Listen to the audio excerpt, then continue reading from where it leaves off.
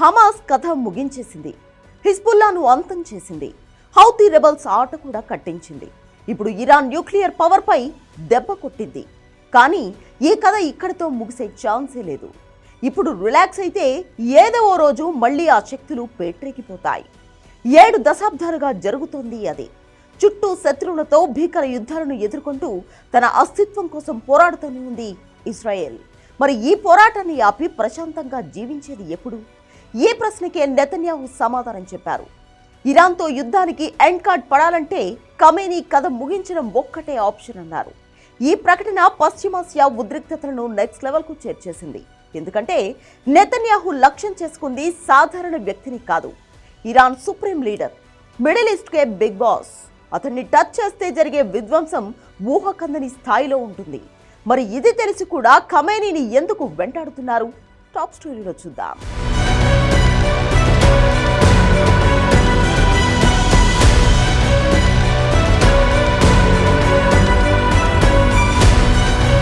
Ayatollah Ali Khamenei 86 ఏళ్ల వయసులోనూ ఇజ్రాయెల్ను కంటి మీద కురుకు లేకుండా చేస్తున్న నేత.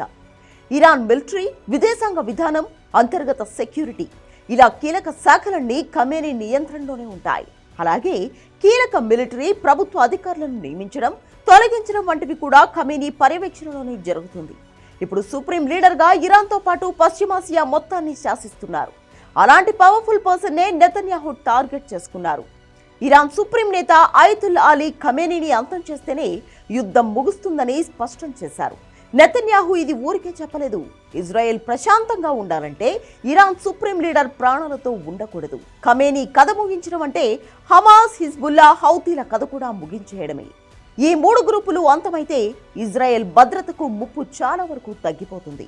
ఈ వ్యూహంతోనే నెతన్యాహు ఆ సంచలన ప్రకటన చేశారు. ఈ ప్రకటన తర్వాత ఖమేనీతో పాటు ఆయన కుటుంబ సభ్యులను రహస్య బంకర్కు తరలించేశారు. కానీ ఇజ్రాయెల్ దూకుడు చూస్తుంటే ఎప్పుడైనా ఖమేనీ మరణ వార్త వినబడే ఛాన్స్ కనిపిస్తోంది.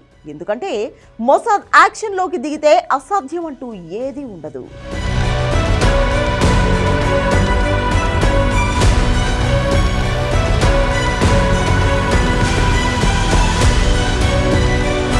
ఇజ్రాయెల్ తలుచుకుంటే ఖమేనీ కథ ముగించడం పెద్ద విషయం కాదు. గతేడాది పాతాళంలో దాక్కున్న హిజ్బుల్లా చీఫ్ హసన్ నస్రల్లాను కూడా ఇజ్రాయెల్ ఈజీగా చంపేసింది. 2024 సెప్టెంబర్ 27న బంకర్లో దాక్కున్న హసన్ నస్రల్లాను ఖచ్చితంగా ఎక్కడున్నాడో అంచనా వేసి బంకర్ బాంబులతో అంతమొందించింది. ఇజ్రాయెల్ వైమానిక దాడిలో నస్రల్లా దాక్కున్న బంకర్ బద్దలైంది. 80 టన్నుల బంకర్ బస్టర్ బాంబులు వాడినట్లు ఇజ్రాయెల్ ప్రకటించింది. ఇజ్రాయెల్ స్కెచ్ వేస్తే రిజల్ట్ ఎలా ఉంటుందో చెప్పడానికి దీనికంటే ఎగ్జాంపుల్ అవసరం లేదు. ఇప్పుడు అలీ ఖమేనీ సైతం బంకర్లోనే తలదాచుకున్నట్లు నివేదికలు చెబుతున్నాయి. పైగా ఇజ్రాయెల్ చేతికి అమెరికా బంకర్ బస్టర్ బాంబులు అందాయి. అన్నింటికీ మించి బంకర్ బస్టర్ బాంబులను సంధించే B-2 బాంబర్లు సైతం డియాగో గార్సియా మిలిటరీ బేస్లో ఉన్నాయి. ఇదే సమయంలో ఇరాన్తో శాంతి చర్చలు కాదు, పూర్తి స్థాయి పరిష్కారమే లక్ష్యమంటూ ట్రంప్ సంచలన ప్రకటన చేశారు. ఈ ప్రకటన లక్ష్యం ఖమేనీ అంతమే అయితే త్వరలోనే అది జరిగే అవకాశం ఉంది.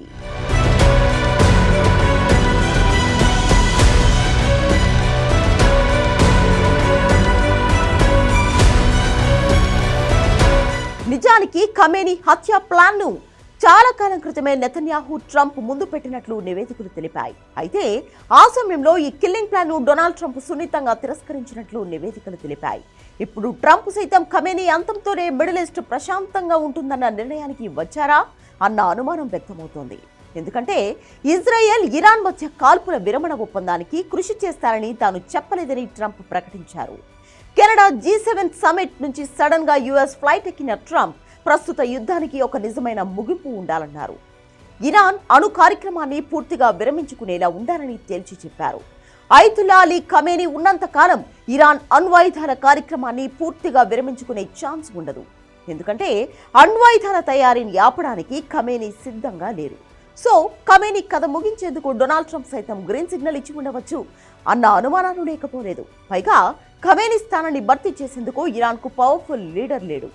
ఇరాన్లో పాలన మార్పును ఇజ్రాయెల్, అమెరికా ఎప్పటి నుంచో కోరుకుంటున్నాయి. సో ఖమేనీ కథ ముగించడానికి కావలసినన్ని కారణాలు ఉన్నాయి.